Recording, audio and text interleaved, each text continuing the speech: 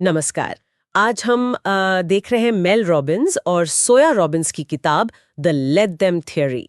हमारे पास इसकी कुछ समीक्षाएं हैं और थोड़ा विश्लेषण भी है। हाँ, तो आज का मिशन है मतलब इस किताब के पीछे का जो मुख्य विचार है उसे समझना। क्या ये वाकई उतना असरदार है और किसके लिए ये काम आ सकता है? बिल्कुल। और दावा तो देखिए कितना बड़ा है कि भाई सिर्फ 2 शब्द लेट देम जिंदगी बदल सकते हैं। ये सुनने में काफी लुभावना लगता है। हाँ, और शायद इसी सीधेपन में इसकी खूबी और शायद खामी भी है। किताब का जो सार है वो 2 हिस्सों में बंटता है। पहला, जैसा आपने कहा, लेट देम, यानी दूसरों के जो काम हैं, उनके विचार, फैसले, उनको बदलने की या कंट्रोल करने की कोशिश छोड़ देना। सही कहा।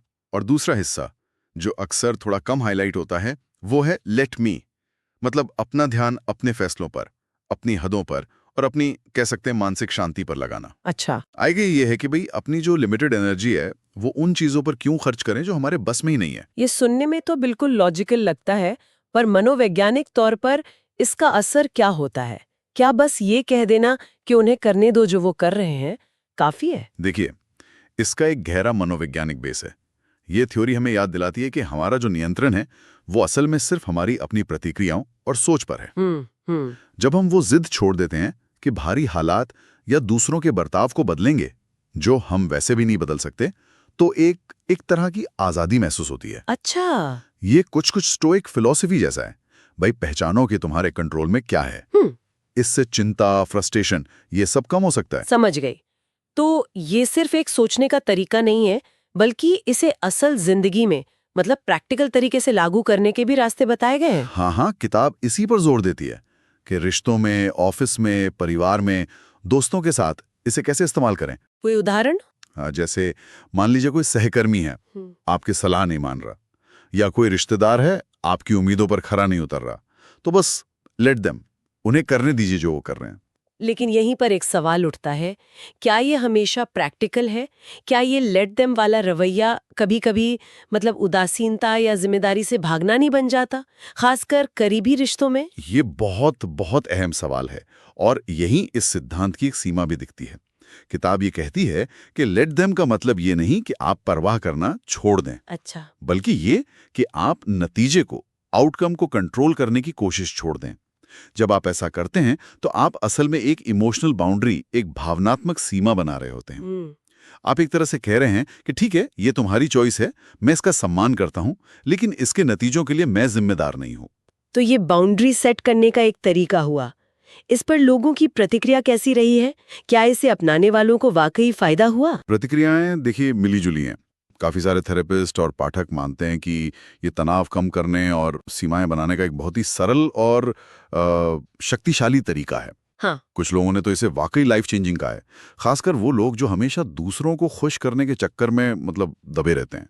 रेडिट जैसी जगहों पर भी काफ़ी चर्चा है कि इसने कैसे लोगों को अपनी एनर्जी बचाने में मदद की। लेकिन फिर जाहिर है आलोचना भी होगी, खासकर जब कोई विचार इतना सिंपल होने का दावा करे। बिल्कुल।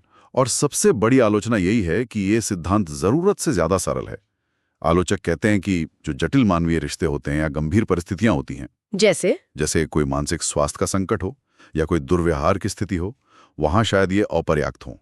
वहां सिर्फ लेट देम कह देना वो समस्या को नजरअंदाज करने जैसा हो सकता है। कुछ पाठकों को ये भी लगा कि किताब में बातें थोड़ी दोहराई गई हैं। और मैंने ये भी सुना है कि इसकी मौलिकता पर भी कुछ सवाल उठे। हाँ, ये भी एक पॉइंट है। कुछ लोगों ने इशारा किया है कि ये जो मूल विचार है, ये कैसी फिलिप्स नाम की एक कवयित्री की कविता से काफी मिलता जुलता है। अच्छा। और इसका श्रेय किताब में साफ तौर पर नहीं दिया गया है। अब ये बात सिद्धांत कितना उपयोगी है इस पर सीधा असर नहीं डालती, लेकिन फिर भी अकादमिक ईमानदारी के लिहाज से ये एक वैलिड चिंता है।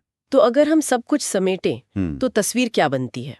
एक तरफ तो एक आसान सा मंत्र है, याद रखने में आसान, जो शायद रोजमर्रा के छोटे मोटे तनाव और चिंता को कम कर सकता है, खासकर सीमाएं बनाने में। सही। और दूसरी तरफ ये खतरा है कि इसे शायद बहुत सतही तौर पर इस्तेमाल किया जाए। ये जटिल समस्याओं का कोई सीधा समाधान नहीं देता। इसमें दोहराव लग सकता है और मौलिकता पर भी, जैसा हमने कहा, सवाल हैं। संक्षेप में कहें तो ये एक अच्छा शुरुआती पॉइंट हो सकता है, लेकिन शायद हर मर्ज की दवा नहीं है। तो मुख्य सीख क्या हुई? कि दूसरों को बदलने की कोशिश छोड़ो, लेट देम, खुद पर ध्यान दो, लेट मी, और ये समझो कि भावनात्मक सीमाएं तुम्हारी मानसिक शांति के लिए जरूरी हैं। हाँ बिल्कुल, और ये भी कि नियंत्रण वहीं तक रखो जहां तक तुम्हारा वश है, यानी अपने अंदर। और ये किसके लिए सबसे ज्यादा फायदेमंद हो सकता है? देखिए, ये उन लोगों के लिए खासतौर पर मददगार हो सकता है जो पीपल प्लीजिंग की आदत से जूझ रहे हैं। अच्छा। या जो थोड़े सहन निर्भर रिश्तों, मतलब कोडिपेंडेंट रिलेशनशिप्स में फंसे हुए महसूस करते हैं, या बस जो रोजमर्रा की जिंदगी में थोड़ा कम बोझ चाहते हैं, अपनी मानसिक शांति बढ़ाना चाहते हैं। दिलचस्प। ये सिद्धांत वाकई व्यक्तिगत शांति पाने की दिशा में एक कदम तो हो सकता है। बिल्कुल, लेकिन जाते जाते एक विचार छोड़ना चाहूंगा सोचने के लिए। क्या ये लेट देम का सिद्धांत कभी-कभी हमें जरूरी टकरावों से बचाता है, या यूं कहें कि मुश्किल बातचीत करने से या किसी मुद्दे की तह तक जाने से रोक सकता है? ये सोचने वाली बात है। कहीं ऐसा तो नहीं कि ये भावनात्मक दूरी बनाने का एक आसान बहाना बन जाए, जहां असल में जुड़ने और समझने की जरूरत हो? इस संतुलन पर गौर करना जरूरी है।